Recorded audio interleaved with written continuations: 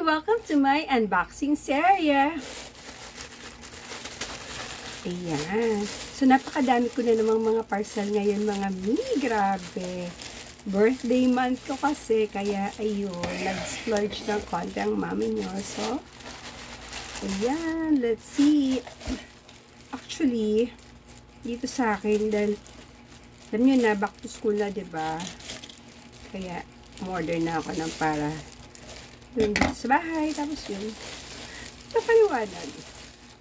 Wow! So, ito, kasi yung mga old school shoes ni Luna, hindi nakasya sa kanya. Kaya umorder ako nito. And I'm so excited!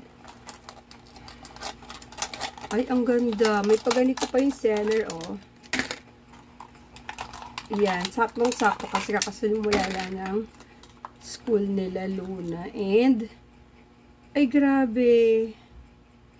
I love it. Okay. Ang ganda niya. O, siya mga amigo, kailangan nyo din ng school shoes para sa inyong mga babies. Yan, kasi pasukan na. And less than 150 pesos lang. Ito, ilalagay ko na yung link sa yellow basket.